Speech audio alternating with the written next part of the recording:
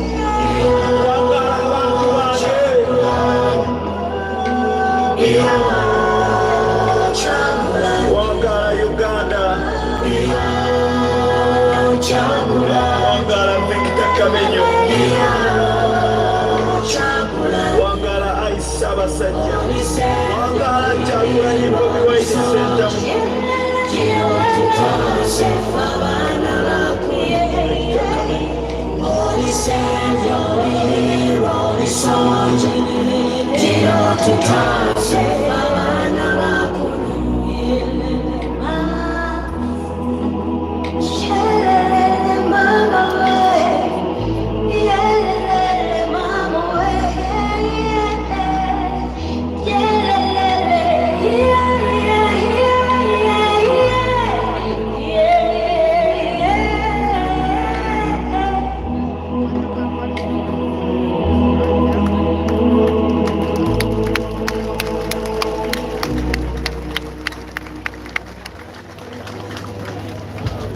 Thank you very much. People power, our power, people power, our power. Thank you very much. That is an anthem oriented and originated from Kayunga. Thank you very much, the Kayunga team. Mr. President, amid discuss, as I said, you have members of parliament, you have members of the National Executive Committee, you have foot soldiers, you have people across the divide of Uganda. I can ably tell you, Mr. President, that amidst you is Uganda at large. The representation here is fully what should be said, that this would be a sitting of the political party in charge running this country, but that was cheated in the 2021 elections. We want to thank you for your leadership, and we want to ask God to guide you more in the chanting waters as you chafer us to the new Uganda that everybody in the world awaits to see as you ably lead us as a generation. I want to invite Chairman Nyanzi, the head of mobilization. As you all heard, this function and presser is accustomed to launching the Kunga different segments of different regions as they have sat. Mr. President, the other side was Northern Region, the other one is Western Region, this is Central Region. These are leaders, chairpersons and councillors. On the far right, on the far left, their side right is Eastern Uganda, Busoga, Mbale, among others. And of course, in the middle where you're seated is the leadership of the party, members of parliament, and the executive of the National Executive Committee of the National Unity Platform is amidst you. Thank you very much, and allow me invite Chairman Nyanzi, Mutu wa Watu, to come and give us his word.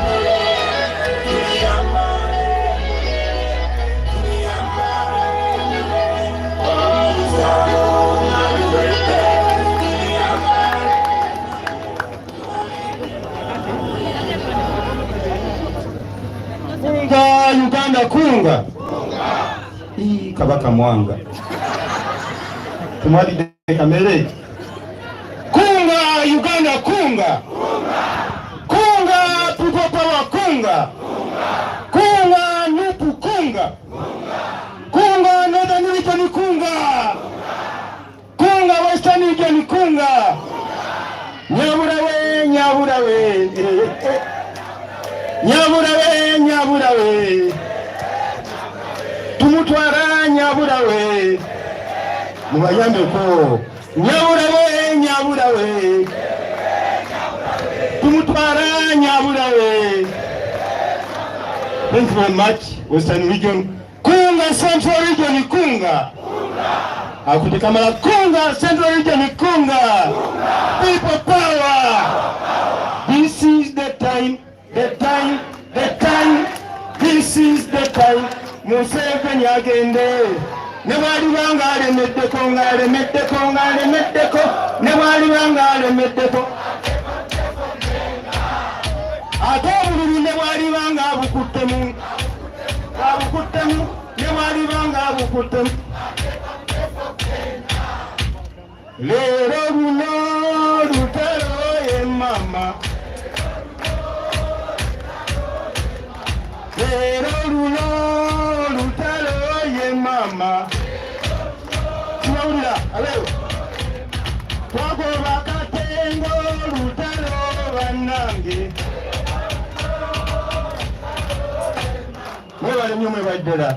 Thank you very much. Mr. President, the President, hey, Kunga Eastern Kunga. Let me know that. Kunga Eastern Kunga.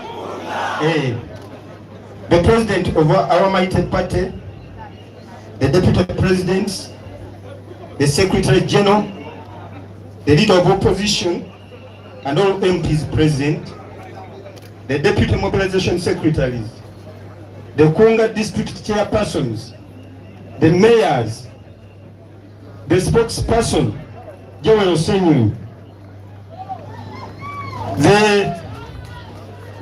our Entertainment Minister, we call him Minister Nubian Lee, Manyaba Sajawumba Vimbisa, Comrade Katana, our President again, kubanga otusula tutunula ekino n'emisana. Timu yo mugikwere ku mungalo nga nange okwendi. The mayors, the district chairpersons, councillors and all Kunga structure leaders, distinguished ladies and gentlemen. I will also take cognizance of the presence of the foot soldiers. The foot soldiers gemuli. The foot soldiers gemuli. High Council Gemuli. I welcome and thank all people who have traveled long distances. Comrades, thank you very much for daring. Thank you very much. Now before you, the man standing before you is Nyazi Fred Sentamu, the Chief Mobilizer of the National Unity Platform, Stroke People Power, and the informal coordinator of the informal sector.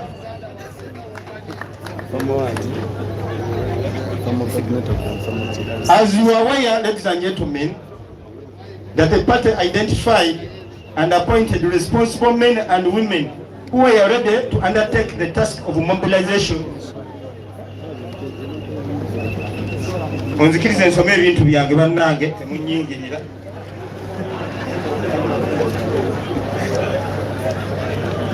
To mobilize in their respective districts, constituencies and sub-counties. There is also work in progress which is being extended to parishes and villages. This has been achieved by formation of committees at each level mentioned above, which committees comprise of 15 people.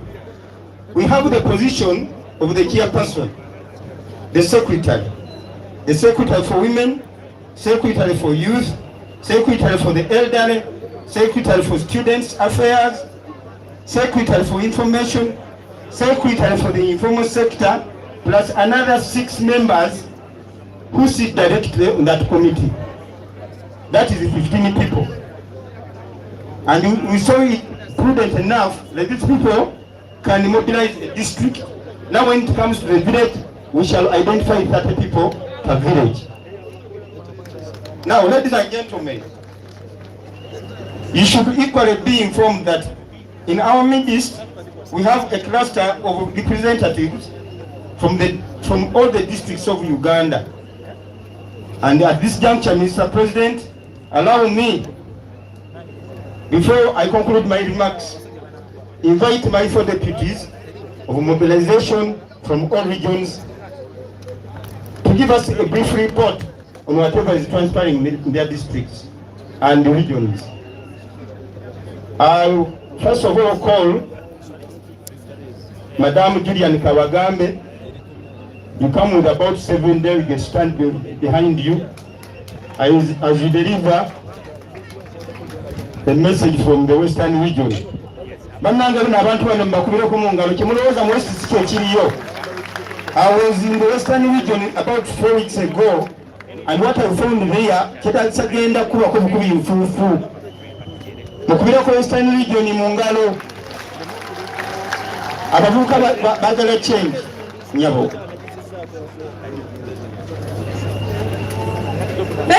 Mr. Chairman, Mr. President, the Secretary General, the spokesperson, my chairman, honorable members of Parliament, distinguished ladies and gentlemen. Twabashemererwa, twabachira, murire muta. Ornyankora tumukurumanya, kandi tuza kukibatezejo, mungarukemu, murire muta. Kunga Uganda, kunga. Kunga Western Region, kunga. Kunga. Kunga Uganda, kunga. Gano Maje from Western Region. Mubira mutuzarawa. Chairman ajira ya yerebera. Mubira mutuzarawa. Konga tuliyaha. Tuliyamani actually tutegerize shaha bushaha. Mukagera mu musatu. Tukagenda. Tukagenda. Ntuwasima mnonga mwebale kwija mukoro gwitu chairman. Nyoni sima mnonga abokuba chairman akanchiririzamu. Chairman akanchiririzamu kande ekiyitiri.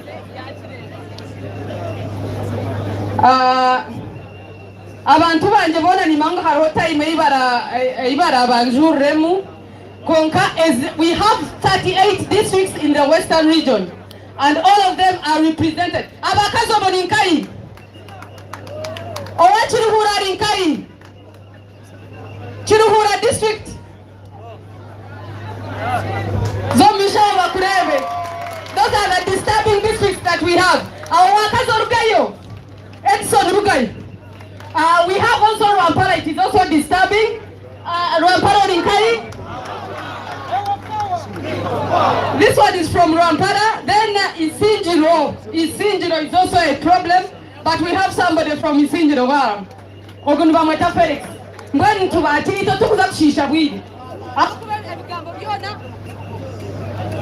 Bana mkomzi nda rusagala kusubo. Nani mbajira nti ito tukwenda kushisha bwide. Ntuwenda kushira hanshonga. Bible inajira nti kwa tomu cheka kwa woyimuko ruke haha huwa biyama. You have taken there long time. Mr. President, turudewo, abana barani babarepinga, abantu nibafa inshora birori chikube, wareba abantu bababinga amataka gabo baryombusisira. Turudewo banange, whisper to your friend, we have taken long. We have taken long. Tulino kuvawe tuli, netusituka, netutambla. Unless we do that, we shall allow to die like fools. Which is not, we are so many. President Kurimanjinyo, we are so many to take this old man away. People power. We are so many and we are too young. Katika inotafira yenali what? Oriagala kusamba pila na agona go. And you tell me to wait for such a person. Kurimanjinyo, sagala kwa bizibu bingi byebyo byawulijo. Transport tetujirina, amasomero tewali, abasirikale batukwata, tetuina abasirikale, tetuina lawyers. We have cried enough. Tetwagala kujaona here. When we are here, we are family. Tetugenda kukiriza kudamu kukaa. We are going to kusituka ourselves. Tugenda tumachinge. Bana abasajja tebatusobola, tusobolera ddala. Ne team actually bwe muna temwagala ffe tujja baleka. My team, people power. Our power. These are chairpersons from all the 38 districts. Nebutuzalawa tukisonga mbele. Omusajja ono ffe tumumanyi. Tukuze naye twogera lulimi lumutujja mwetwalira. Mukama bawo omutuufu. Everybody, no, don't go away, please, don't go away. Don't go away. Akishongora. Please, everybody. You know, we got time now. Nyabura we. Tumutwara nyabura we. Kona nyabura we. Kona nyabura we. Kona nyabura we.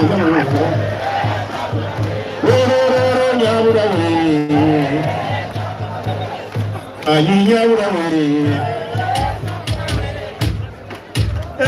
ate obudde bwange obulyasebo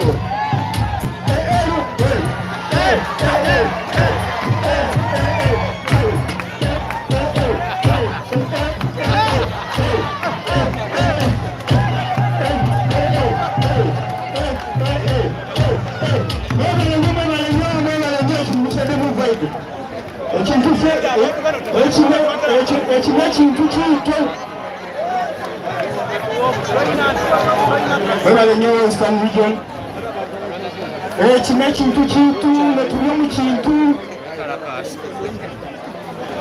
Let me take this opportunity, Mr. President, to present to you a brief report from the Eastern Region. Comrades from the Eastern Region, where are you? Come along, come along.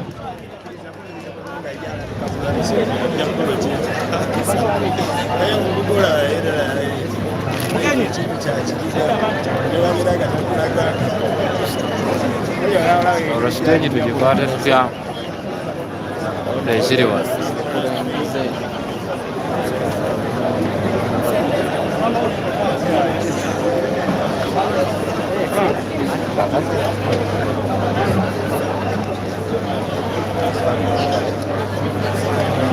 nakwera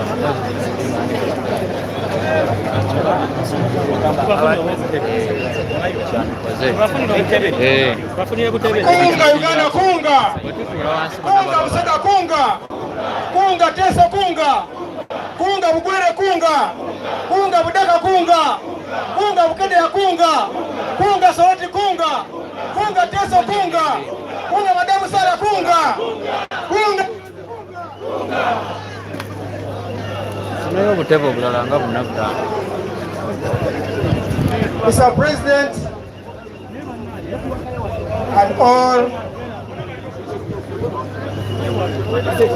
protocol observed, my name is Chailak Michael. I'm from Eastern Region, specifically from Teso, Katakwi district.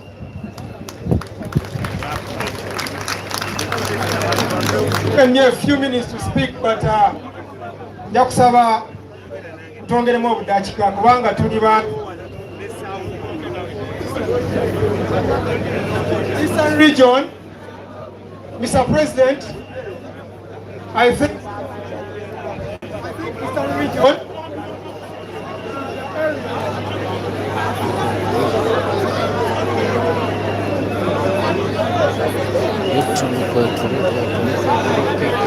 hello, yes.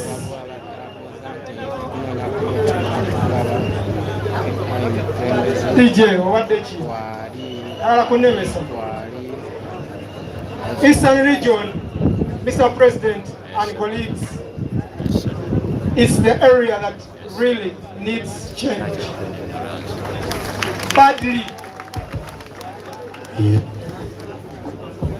If you look at the poverty that this government has, poverty that the government just tried to go, Mr. President, for the last 40 years, is the area that really needs to embrace change right now. Colleagues, you see here,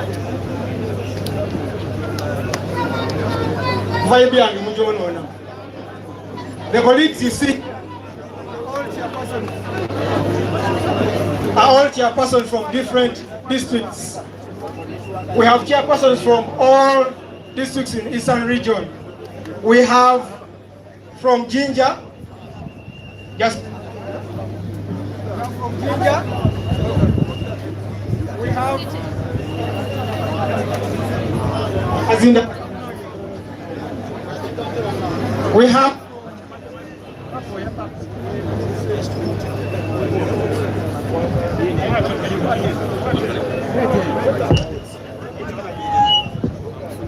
Kumi,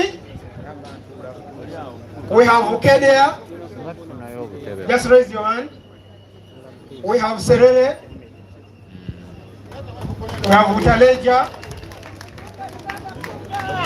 We have Mbale district, we have Mbale city,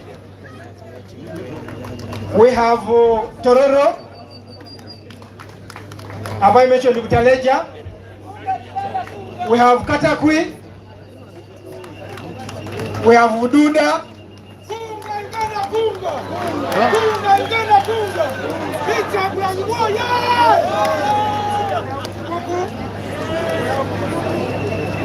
we have Chibuku district, we have Manafa, we have Butebo, we have people power.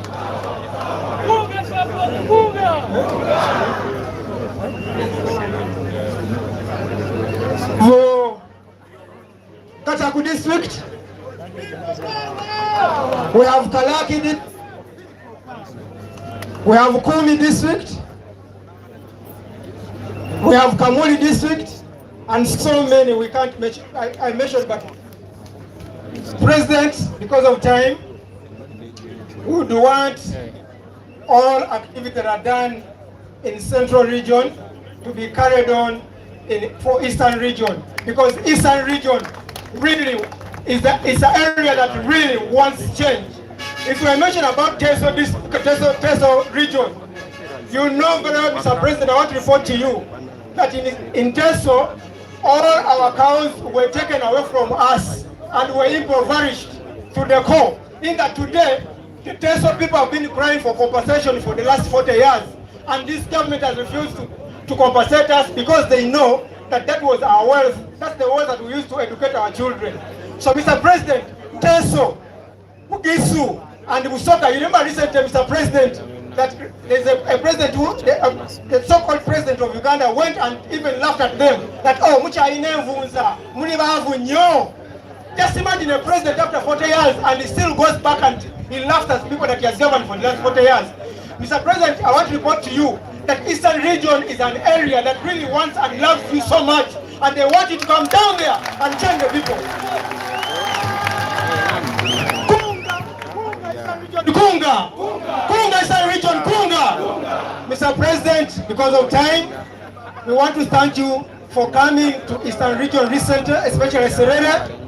We were so much glad and so happy. I think you saw from the people how they welcomed you, Mr. President, that we really want you to come there, that people need change over there. Thank you so much. I want to give an opportunity to one of my colleagues to also say one.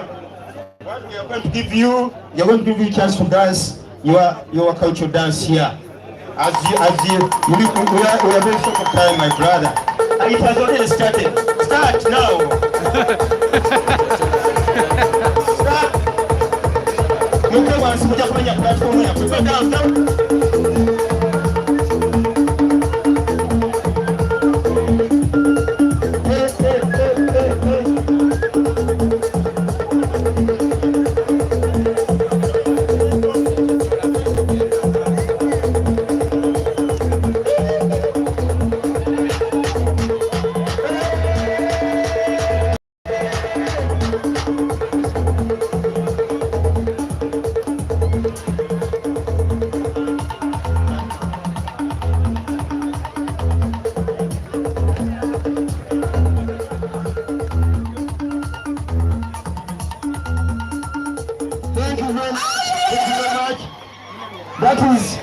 That is the disregard. And Mr. President, without wasting too much time, I'm now inviting Madam Nabatanzi.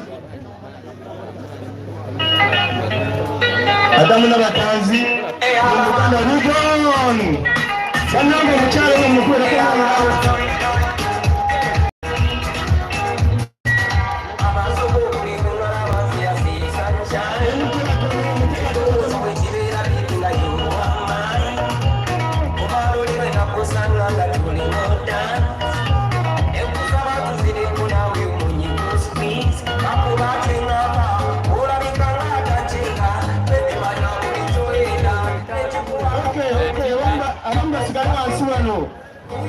Amba sigalo wansi wano. kunga mama kunga tasegwanga lyo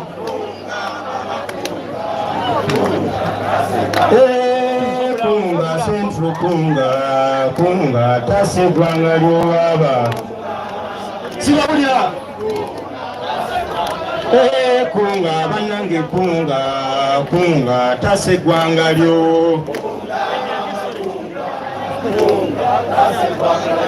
abadde bagala Uganda okujeddiza bagireke Kyagulanyi yagisonga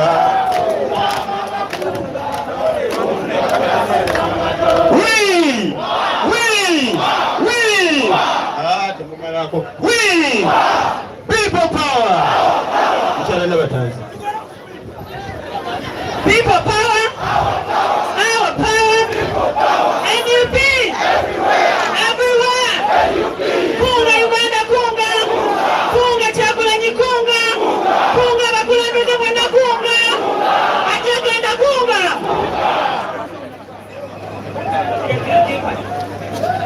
President waffe omulungi, Deputy President, ababaka ba Palamenti mwenna, abakulembeze baffe mwenna mu biti ebyenjawulo tusanyuse okubalaba.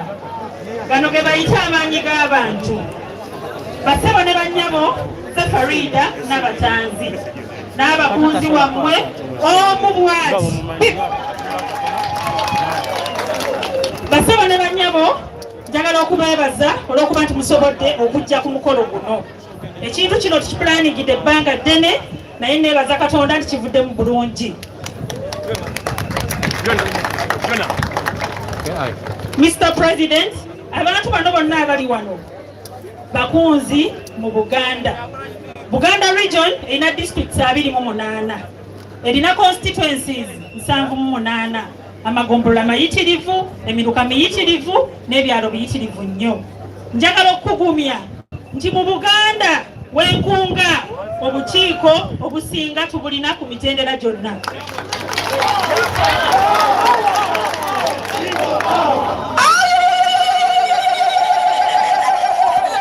Tulina obukiiko bwa districts, tulina obukiiko bwa constituencies, tulina obukiiko bwa magombolola, tulina obukiiko bwa parishes wamu n'ebyalo. Ebyalo ebisinga tebinnagwa mu Buganda President. Naye njagala okugumya nti abantu bano bamalirivu.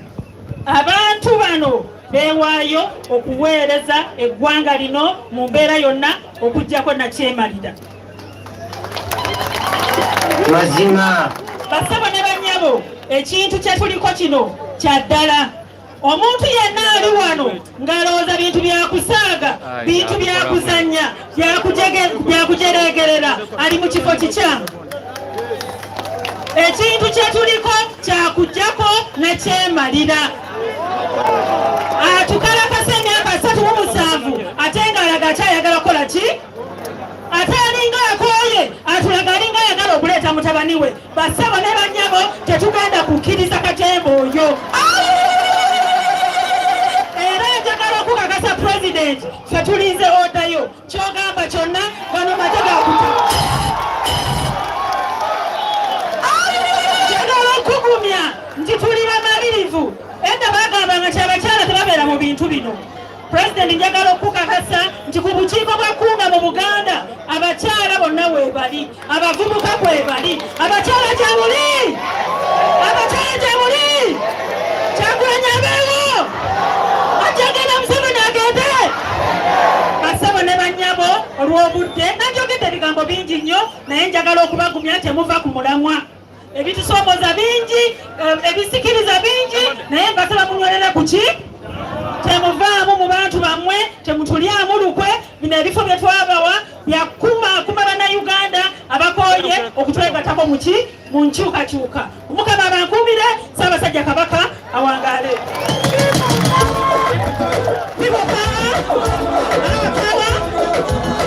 Njagala okukakasa nti ebintu bino ebiri wano bya ddala. Ngenda kusoma disitulikiti emwemu abantu abo nga bakuba omubala. Wakiso kunga Wakiso kunga Kampala kunga Mukono kunga Bwikwe kunga Mpigi kunga Butambala kunga Kayunga kunga Kalungu kunga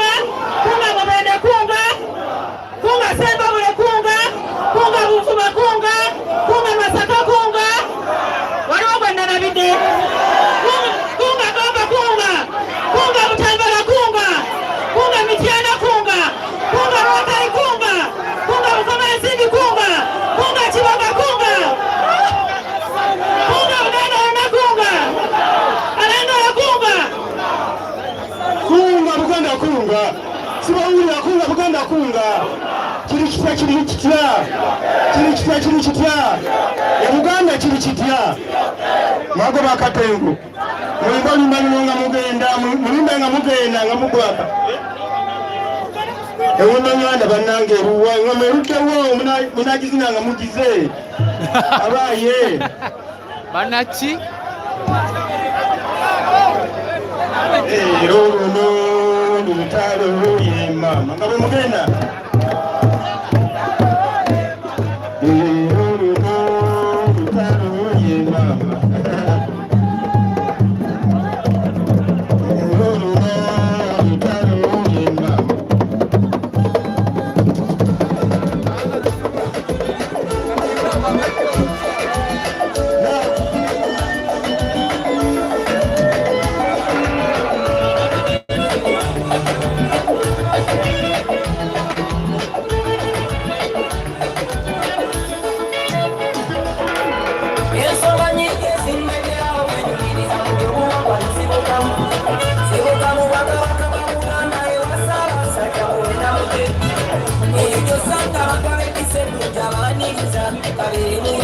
Okay, DJ Wemanenyo.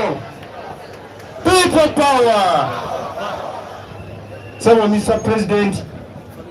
Nakukuba kama ne katika nkwogere mu lwatu ekifo kino tekitumala kubanga twayise district zokka mu Northern Region twayise mitwe gyokka. South Eastern ne Western. Buganda bebaze bokke 15 naye olaba omulimu oguli wano. Sebo ekifo tekitumala twongereko ku kifo. Tukujja kupangisanga Nambole nga tulina ewaffe. Let me take this opportunity to call our comrade Oyeke Gerard from the Northern Region with your delegation. Nemba kubira ko mungala basajja bano bavudde wala banyewo ne basebo. It's not easy.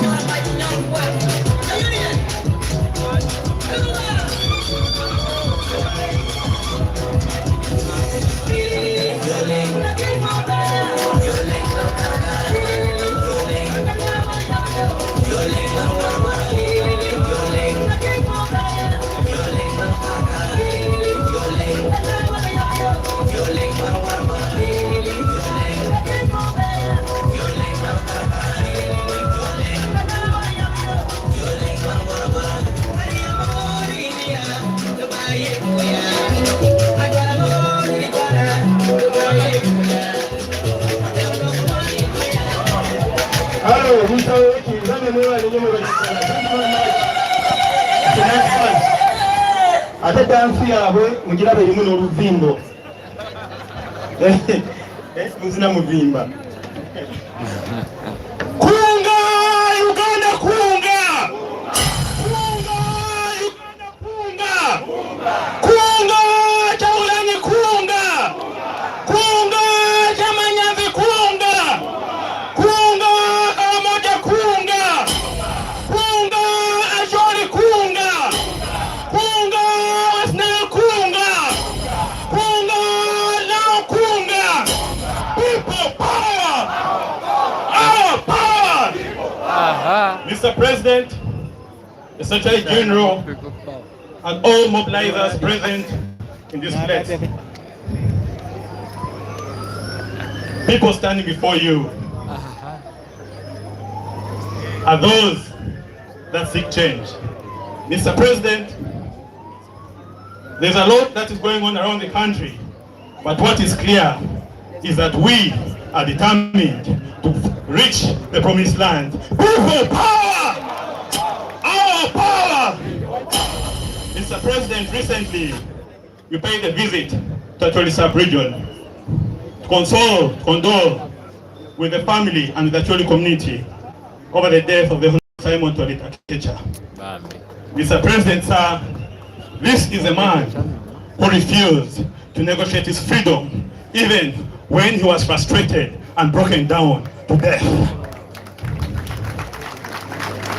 Mr. President, sir, freedom is not negotiated because it is a fundamental human right. The right to live, the right to exist, the right to breathe. Mr. President, we were delegated under the able leadership of Chairman Nyanzi to mobilize, to constitute, and to identify those that identify with us in this journey. For that, because of time constraints, I'll just have, because of time, I'd like to just mention the team leads. Acholi sub-region, put up your hand. Kunga! Acholi Kunga! Kunga! Acholi Kunga! Mr. President, I would like to invite the Lango team, step forward. Kunga! Lango Kunga! Kunga! Lango Kunga! Mr. President, that said, allow me to invite the Karamoja team. Kunga! Karamoja Kunga! Kunga! Karamoja Kunga! Because of time constraints, allow us to leave the stage. Chairman Nyanzi, thank you so much. Our power!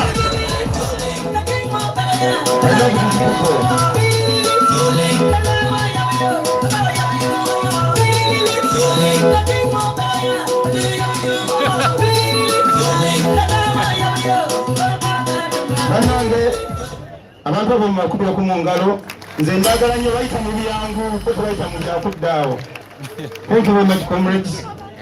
Mr. President, nina kyendaba wali omukyala wano gwe twakumiga nnyo nene simanya nti naatwegasseko yatwegatteko in a about the bus time.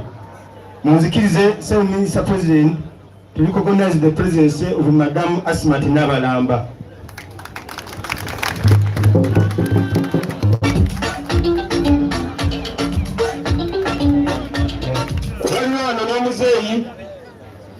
Sebo yatambulako okuva Mayuge ku bigere ku mirimu gya Sebagala former mayor saba naye ayongere okubeera recognized muzeeyi ono muzeeyi Nkutu Asmani Nkutu mukunzi mukulu nnyo akunze abazeeyi n'amalako muzeeyi Nkutu kuba ku mubala Power! Power! Nsanyiko lwa leero okubona ku president era nsaba muli anyama nikeyamaani nimasembe nenda kubona omukulu oyo ninifesito yange yenaliikolere Sebagala yenenda ndimukwase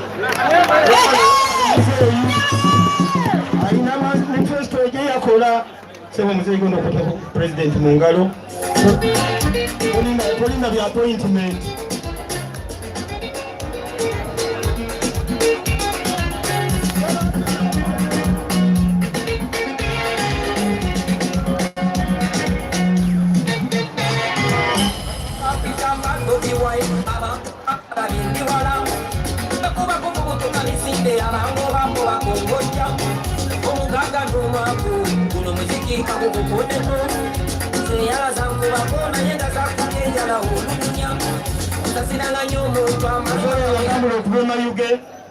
Kilometers oba meka ziriwo nga demonstrating asimanyi oba abavubuka b'ennaku zino mukyasobola okukola demonstration efaananako bwetyo ate yagikola nga musajja mukulu mukyasobola okukola demonstration efaananako bweti musobola okudduka emisinde musobola okudduka mu kayuukiwuuki nga musirise bwe bituukawo ne musirika. Now, Mr. President, allow me to wind up by making these remarks. Mr. President, it would be a lie if I said that we had done all this great work without any challenges, both from within and from out. I would like to thank the Secretary General, David Lewis Mulongoya, omusajja omukulu ko mu ngalo.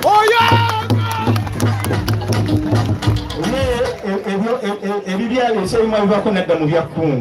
Thank you very much, Mr. David Lawrence Lubongoya.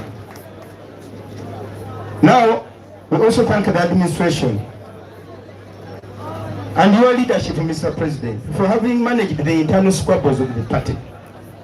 We have indeed tried to settle down issues without escalating.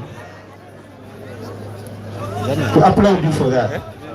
There has been so much intimidation, as challenges, kidnaps, abductions, arbitrary arrests, chopped up charges, and all this is done to instill fear in our leaders and the masses.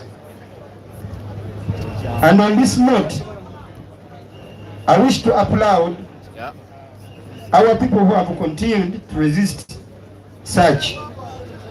Nonetheless, Mr. President, we vow to passionately carry out on this noble cause, despite the difficulties and challenges, and they push this struggle to the end. Bannange ebigambo ebyo mbyogera ng'asaaga naye mbigumiza nze mbitegeeza simanyi obagwa wennaali wano nawe kyoli. And you ladies and gentlemen, I must state that we shall fight through to the end, the very end. After all, we are still focused, and our choice is not being merely in the opposition, but we are the government in option, the alternative government, and the government in waiting. And we still believe in fighting for our robbed victory. Now, this is my word of caution on the ongoing issues. To you, ladies and gentlemen, we must know that in any struggle, either accomplished or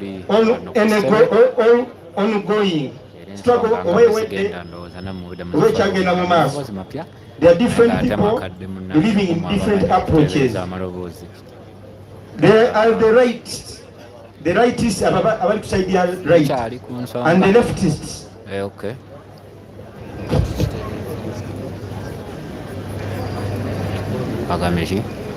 Sometimes people, scholars call them conservatives and liberals. Those who always take the radical approach and those who take the liberal approach.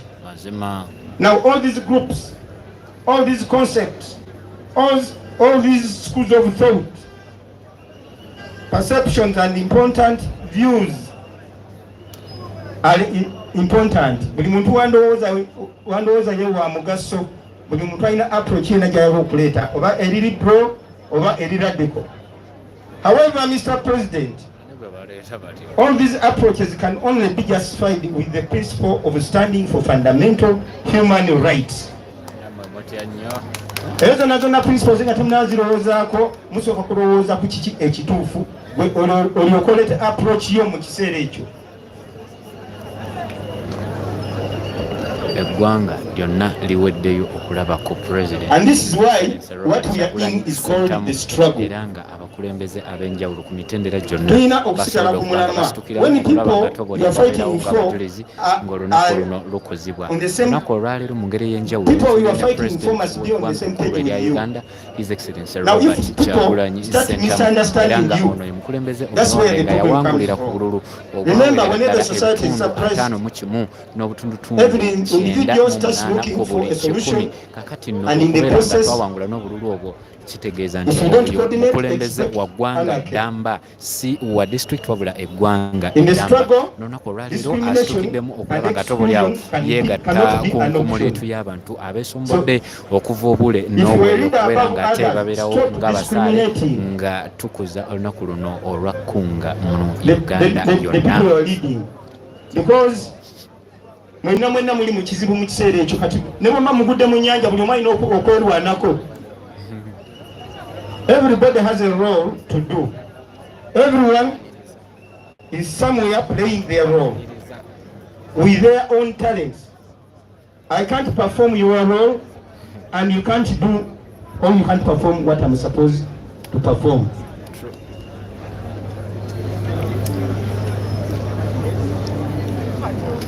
So let us all agree that it is a combination of roles and sacrifice by the citizenry.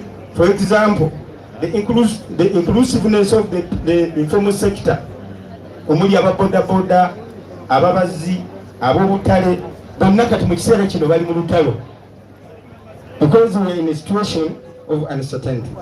I therefore implore everyone to play their role patriotically. This means, patriotism means love for your party, love for your country, and you are ready to sacrifice your time, your resources, and each and everything. However, be cautious of rising interests. Interests is a fair, zifuuse problem banyabo ne baseba. Kati interest weyingira ne bobango badde mu struggle. Ebirala bino obyerabira, and you start blackmailing others, you start mudslinging others, you spread dangerous propaganda. Nga tofuddeyo w'ekibiina okisuddewa, oyinza okudda ku nyanzi n'omuzoganyiza ku social media, naye nga tomanyi gy'okola ki. Ate n'omunoonya enkya nga tukyamulaba nga wamwonoona yonoona dda. In conclusion, therefore, Mr. President, fundamental human rights are not up for bargaining, but rather fought for. I emphasize, we have to fight for our rights, especially the fundamental human rights. You cannot bargain for my oxygen. You cannot bargain for my freedom of expression. You cannot bargain for my freedom to live in the country where I was born. You cannot bargain my political affiliation. So, comrades, I request you to keep your guards up, given the situation we are in and the political environment, for God and my country. Amen.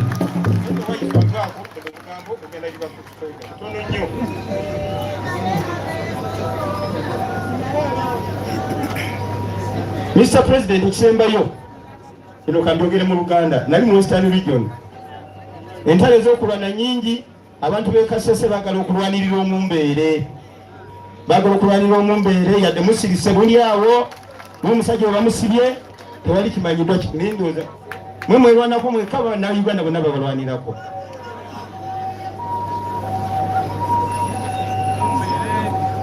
Kunga structure yonna nga bweri is ready for your command, like Nabatan said, and they are willing to work in your Bobi style to take over Museveni. They still have all those hopes. Mr. President, tukyabirimu enteekateeka zino ezibaawo kubanga okulonda naye right yaffe. Museveni talina buyinza butuggyako kintu kyakulonda, era tugenda kulonda bakiyamani berosi wano.